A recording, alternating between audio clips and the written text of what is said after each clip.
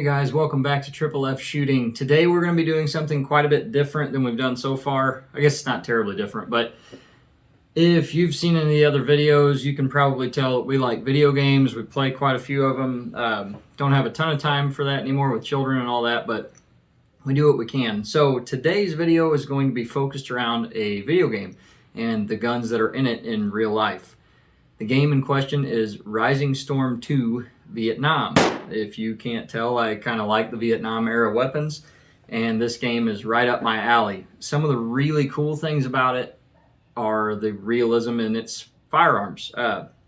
We obviously do not have every gun in the game because there are quite a bit of machine guns and very rare things that would be impossible for us to get our hands on unless we had, money is no object or something like that. But we actually do have a smattering of most of the guns in the game, and I wanted to show just how realistic they present those things in game. It's kind of hard anymore to find video games that actually do a realistic job of showcasing how firearms work. Most games, your reloads are happening in, half-second spans where mags are just appearing in palm or bullets are just feeding out of nowhere. There's a little bit of that in this game because you do have to keep pacing. It's a difficult formula to figure out how much realism is too much in order to keep people playing your game. So without further ado, the goal of the video is to go through the firearms that we actually have in hand and show a little clip of those in real life and then compare it to how they go in the game. Alright guys, so to start the thing off, we're going to look at the weapons of the Viet Cong. So this would have been the irregular militia type forces in the game. Alright guys, we're going to start off with the TT-33. Our stand-in is a Romanian TTC, but shooting the same ammo and everything. Here we go.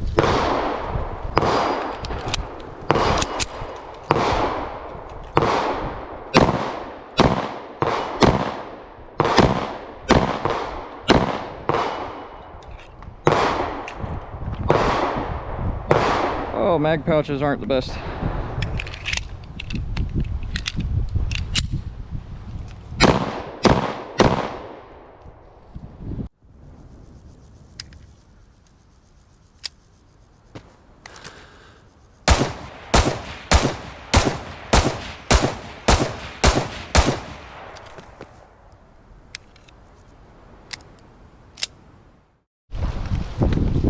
Alright guys, the next rifle that we're going to look at is a Mosin Nagant M9130. Our stand-in today is a Chinese Type 53, mainly because it also would have been in Vietnam most assuredly, and it has this really cool attached bayonet that swings on and stays on your gun.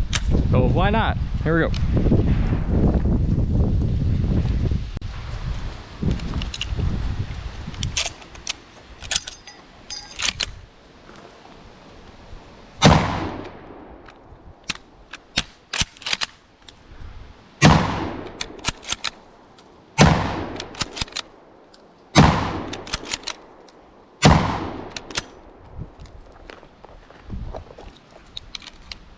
Come on.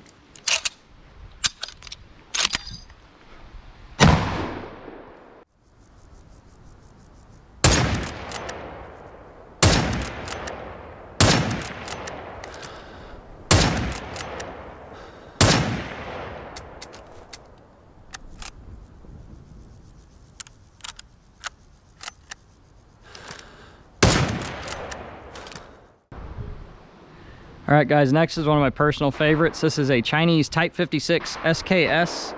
We have a spike bayonet, and this one's actually all beat up, and that makes it that much cooler.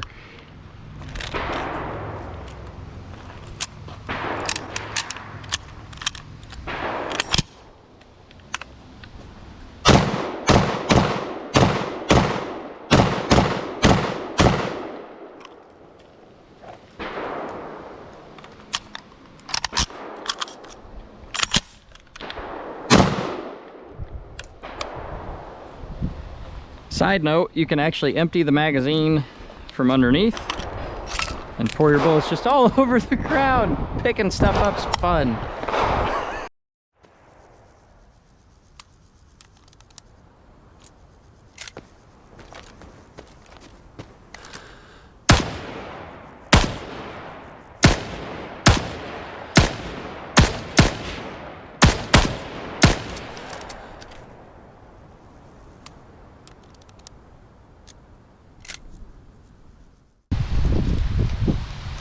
All right, guys, one of the more interesting weapons in the game is just a traditional double barrel hunting shotgun. So in the game, this thing's actually wicked.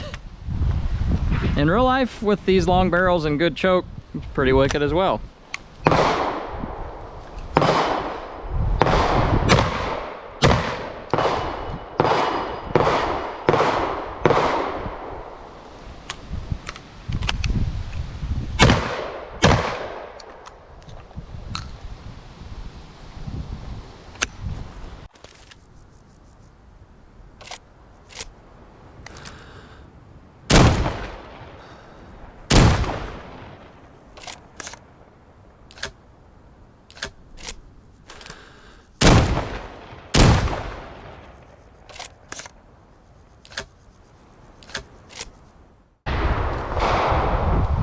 All right, guys, now we have a really special one. The marksman rifle in the game for the Viet Cong is going to be an M9130 PU, or with the scope, not because it stinks. So it's really neat. I'm going to start off with just a couple rounds, and when you see the reload, you'll understand why having a scope isn't necessarily awesome for close quarters fighting.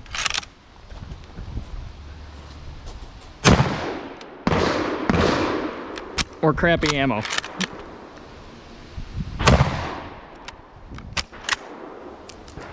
Alright. So I cannot use a stripper clip because that scope is very in the way, so you better make sure your shots count and you're not fumbling around. Because to get 5 rounds back in this thing takes a really long time.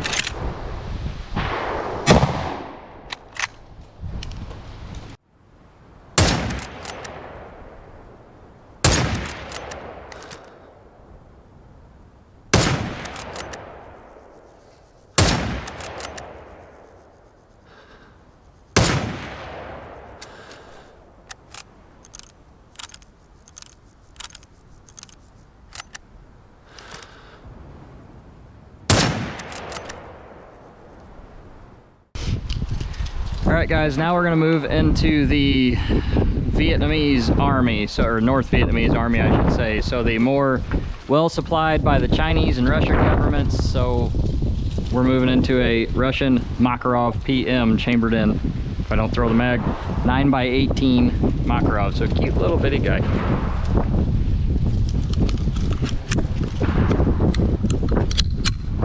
All right.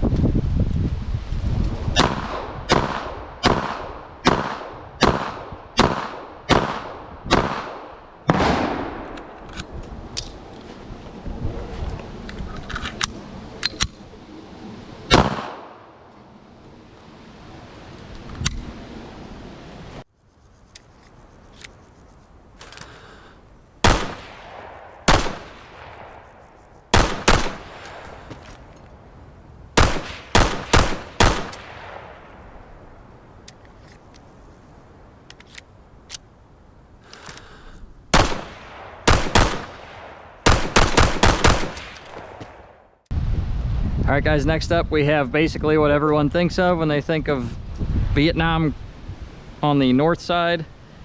The AK, which in their terms would have been a Type 56S for the folding stock. This one's a Romanian. I took the dong off so that it would look more like what it should. Don't giggle, it's really called a dong. Here we go.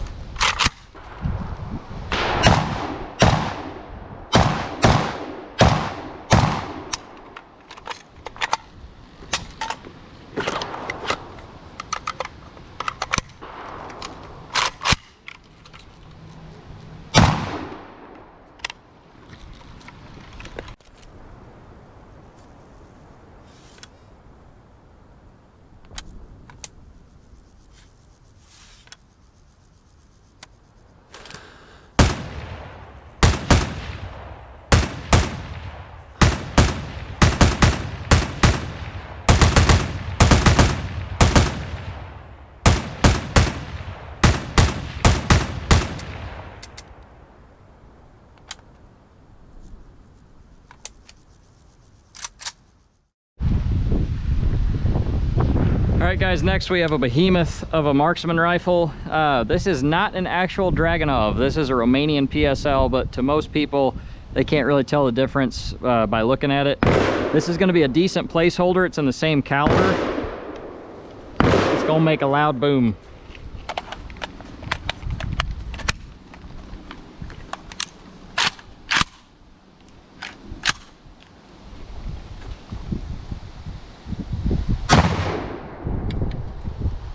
And a good jam. How about that? This mag is really stiff.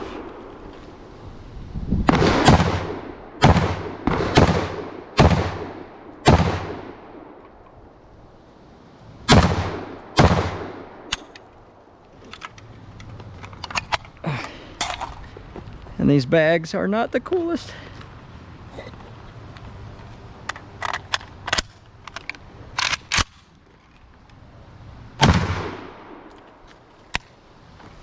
That's a heavy gun.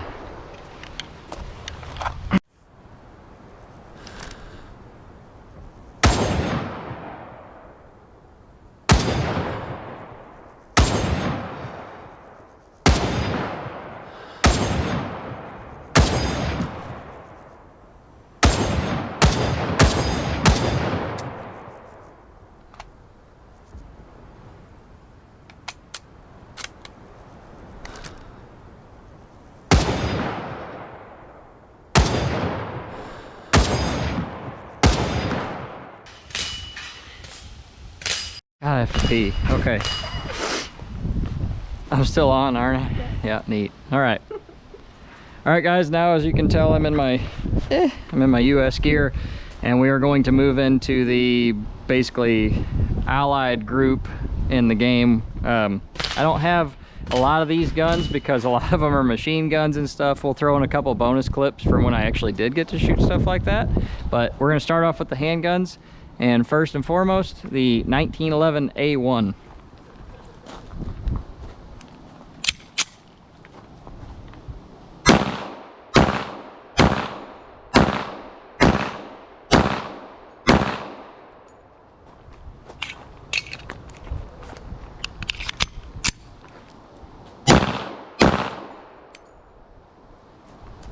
And one fun little thing about the 1911 A1 is, if you can see in there how close that is, if you ride the gun in a two-handed grip, you get hammer bite. And that's what makes this a pretty good clone, because you actually used to get hammer bite. One-handed, not a problem. Switch to two, and I drive my hand higher, thus the bite. Neato.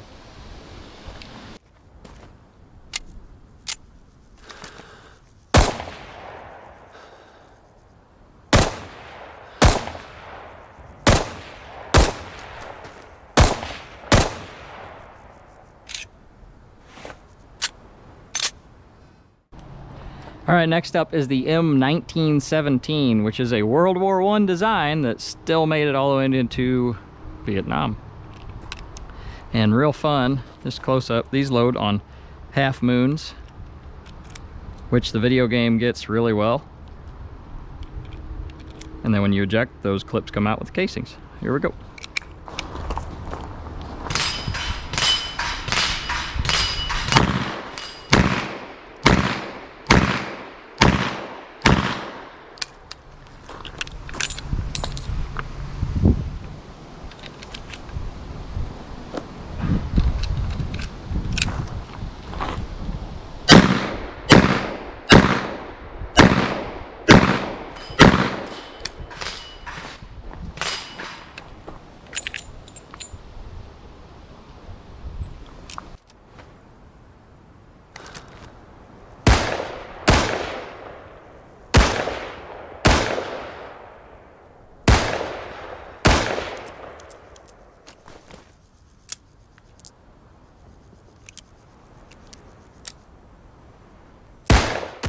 All right, guys, now it's time to get into the very modern tiny holes. So we already have a full video on the XM16E1. In the video game, it's an M16A1. The only real difference between those two things is it's got a chrome chamber.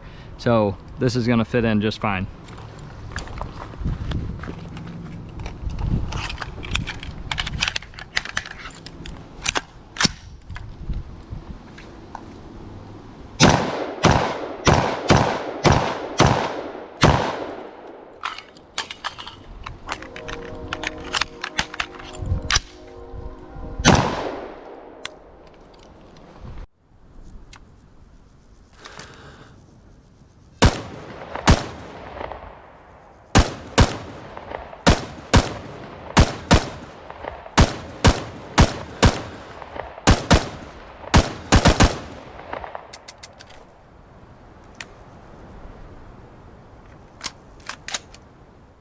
All right, guys, last but not least on the range for us today is the XM177E2. In the game, I think you can only get a hold of the E1, but that just means that there's a couple inches shorter barrel on it. So also in the game, can't get the scope. I just got the thing and couldn't hardly stand myself. I had to put it on there. So we're gonna see how that is. It's gonna require me to do more of a chin weld than a cheek weld, but that actually lets me relax a little bit. So here we go.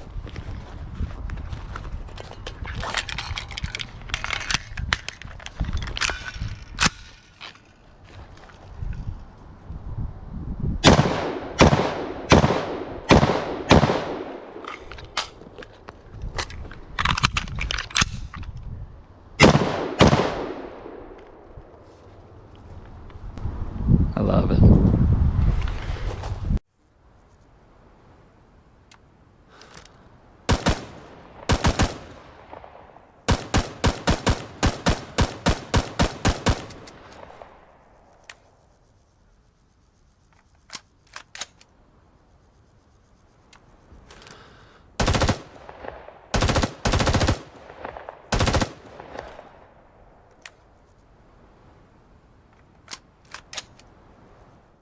Last but not least, we have the ARVN troops. So that would have been our buddies in South Vietnam helping fight off the North Vietnamese. In the beginning of the war, a lot of them were getting World War II era guns like the M1 Garand, the Thompson submachine gun, and the M1 carbine. Now I've got a little bonus of a Thompson to show you. I was supposed to have an M1 carbine out here today and I did not. I'll get one kind of thrown in and maybe just do a short video and tie it to this. But one thing to remember, the Vietnamese people were not exactly like our stature or what we think of today. So this is a huge, huge gun to put in a smaller person's arms. So just to kind of give you some food for thought, but here we go.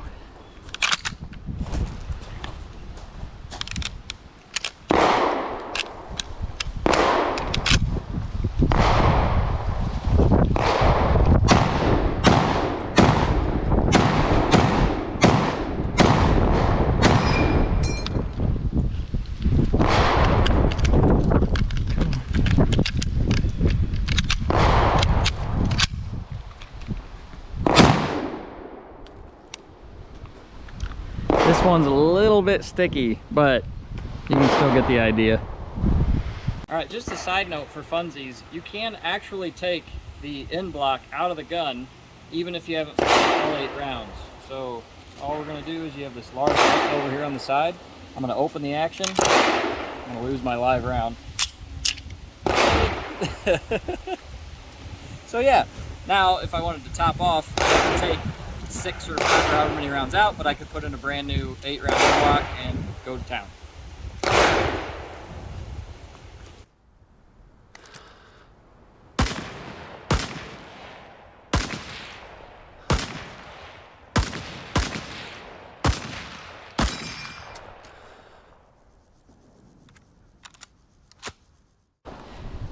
All right, guys, we were able to get an M1 carbine out to the range. Surprisingly enough, this would have been also used by North Vietnamese forces. In fact, quite a few different captured weapons would have. I believe they even made like hut-built copies of this thing. So this one kind of fits the bill. It's pretty roughed up, has sort of a modified sling attachment there for you, but this is a very cool piece. This is World War II era, and we're gonna go ahead and shoot it.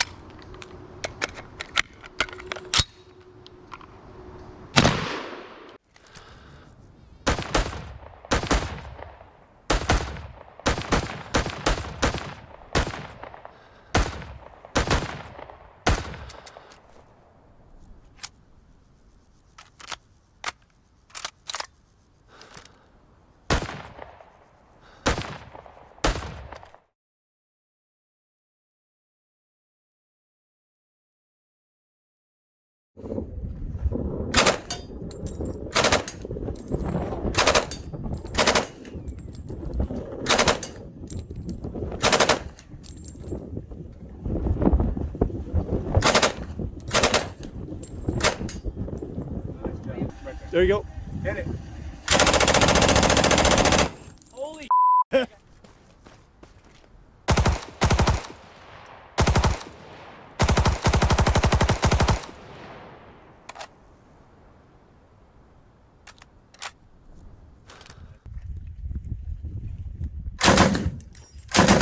you go.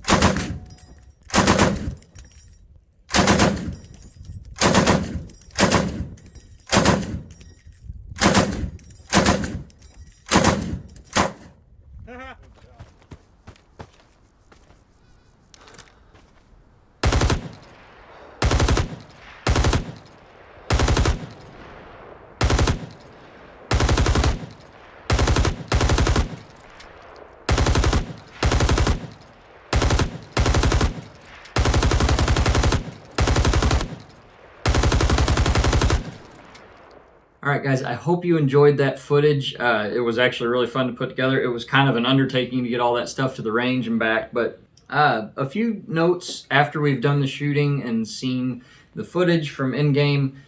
You can tell that they do a pretty good job. Recoil is not totally bizarre. It's a little bit light in some areas and a little heavier in others. Again, video games are fairly well known for doing, things that are more about pacing and keeping things on a level playing field than they are about realism.